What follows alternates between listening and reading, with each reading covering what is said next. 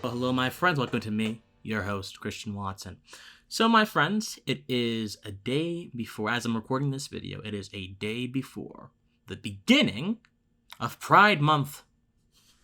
Now, there are some individuals who would suspect me to be happy about this, or suspect many other individuals to be happy about this. Let me just make something very clear, guys. This is not going to be your typical contrarian video where I decry the cultural degeneracy of pride-related things. It's just not going to be... Look, those videos, in my opinion, are trite, and they are simply cash cows for minds who cannot conceptualize an existence outside of the spotlight. They are cash cows for minds who define themselves solely in opposition to something and not in accordance or in concert with something. Let me tell you something, guys. You cannot live your life fighting every day, fighting everything, just for the sake of fighting it. Now, if you're fighting for a just cause or a good end, fine. Fight. But you have to have something in your body, in your mind, that you agree to live in coordination with. Because coordination and working together, that is what builds sustainability. That is what builds permanence. Whereas fighting all the time, typically it's very temporary and it leads to a very bitter, angry, and shallow-driven life. So I'm not going to do that, but I am going to give my general reflections about the state of things amongst, I don't want to say the gay community because there is no gay community. That's one of the first things I'm going to talk about. Amongst the dominant sense for many gay Americans. I'll say that much because I can measure that somewhat. So many of you probably do know, or I'm not sure if you do, because I don't make it much of a big deal because it's not really a big deal. But I'm gay, and I'm okay with that personally. And really, I don't make it a big deal, not because I want to be what some would call an assimilationist who wants to accept the trappings of imperialist culture, as some gay leftists would say, simply because I recognize what Walt Whitman said in that brilliant poem, A Song to Myself. He said, I contain multitudes. He said, why should I care or pay heed if I contradict myself? Because I contain multitudes. Why should I care or pay heed to these expectations that are external to me? Because I contain multitudes. And the great Bob Dylan, who just turned 80, I believe, recently came out with a song a year or so ago called I Contain Multitudes. He says a lot of great things. I drive fast cars and I eat fast foods. I paint landscapes and I paint nudes. I mean, I've got skeletons in the walls, people, that's just some spiritually powerful stuff that enriches the soul and reminds us who we are in the depth of our ontology being our being. Pride, or gay pride or whatever, suggests that there's a single part of our being that I need to emphasize and raise up as a sort of transcendent feature of myself, and then embody that in my relations in life, or embody that in my relations in society. Because life and society can be distinct things. And I just... And even amongst people who are gay conservatives, who may not be so willing to cling on to that idea, by saying that you're a gay conservative, what you do is you do the inverse of what pride means. So you don't make pride all of what you're about. You don't make your entire human being about pride, but in a funny way, you make your social existence about holding a relatively uncommon sexual orientation in relation to an even more uncommon political belief that as it relates to that sexual orientation. So you're not making being gay everything about you, but you are certainly making your gayness a marketing tool to get social credit, to get social currency. So both the gay leftists who say pride, and the gay conservatives who say, well, I'm a gay conservative, both of them are quite literally using their immutable characteristics as being gay with a non-immutable thing, such as taking a social position. They're quite literally using those two things as social currency. And the problem is, when you use these things as social currency, of course, you forget the fact that you as an individual, you as a human being, contain multitudes, and you begin to define yourself in relation to very narrow issues. So I don't even want to hear, well, I'm a gay conservative and I get discriminated against. Ha ha ha. Well, I got news for you, man. Look. I am 21 years old. To this day, I have still not had, and I'll be honest with you guys, I'm going to be very open with you, I have still not had a boyfriend. To this day, I have had this grudging respect for myself that I don't even partake in a lot of the stuff that goes on. I'm not going to say exactly what goes on, but you guys know what I'm talking about. I just haven't had that experience quite yet. And yet, I see so many gay conservatives, and gay leftists too, but many gay conservatives, proclaim to be the victim, and then run off and partake in the same kind of activity they criticize gay leftists for. If you go on Twitter, most of these gay conservatives are not interested in talking to you unless you have a certain kind of look, a certain kind of buff macho to yourself. If you look like me, they don't want anything to do with you. But if you look like the most stereotypically looking guy, oh my, yes. But here's the problem. All of this perpetuates the issues that exist in the conditions in the minds of many gay individuals in America. Gay individuals in America have very high mental health rates. They have very high body image issues. Somewhere upwards of 50% of gay youth in America have tried to change their body through both unhealthy means and excessive means, whether it's through excessive exercising or through anorexia, because they don't feel as if they fit the image they need to be desirable.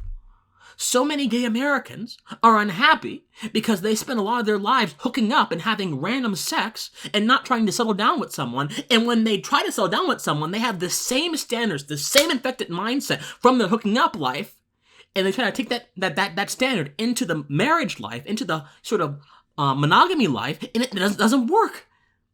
And yes, I'm making somewhat of generalizations here, but these are generalizations that are satisfied by evidence. Now, does this mean Christian Watson's perfect? Of course he's not. Of course he's not. I'm not saying that I'm holier than thou. No, of course not. Hey, look, there are plenty of things that go on that part of me likes to observe and look at. I'm not saying that I'm holier than thou or I'm better than anyone. I have my own afflictions. I have my own desires. I have my own conditions like anyone else has. But I'm saying something. I'm saying that you, as an individual, are getting lost in the mix of all this stuff, whether you claim to be a gay conservative or a gay leftist. And pride, the broader idea of pride, let's go back to that, simply accentuates you being lost. It simply makes your journey back to who you are more difficult. Because once again, you become bound up and wrapped up in social definitions, and you don't really become in tune with yourself. Now, you may say, well, Christian, being gay is a part of who I am. Okay, maybe so. But it's not the only thing that you are. And most importantly, here's the most important thing. When you try to proclaim credit for something that you have nothing to do with, you are engaging in intellectual... Well, first of all, that's plagiarism in most intellectual contexts. But in social context, it's actually praised. It's actually lauded. And it's very odd how mediocrity... And Soren Kierkegaard had this idea as well. Mediocrity is the social currency of a lot of our social relationships. And this goes beyond being gay. If you are in a nerd group that likes Pokemon and you're not really into all that Pokemon stuff, but you try to learn Pokemon so you can be involved in the group, okay, great. You're being mediocre by deviating from who you truly are to satisfy the aims of that collective group. If you have a certain political belief that is in the same genre of belief that people in a particular party or group have, but you don't really agree with everything they say, but for the purposes of being in that group, you quite literally forsake your own values and take up theirs, you are engaging in mediocrity for the sake of social currency. Similarly, if you are a gay conservative or a gay leftist and you put emphasis in the idea of pride, even if you don't want to be associated with everything that goes on in pride, you are, again, taking up mediocrity for the sake of a collective. Now, there were some conversations earlier about the idea of having sexually explicit stuff at Pride and the idea of that being a model in front of children. And then there was the Blue's Clues incident where Blue's Clues apparently took up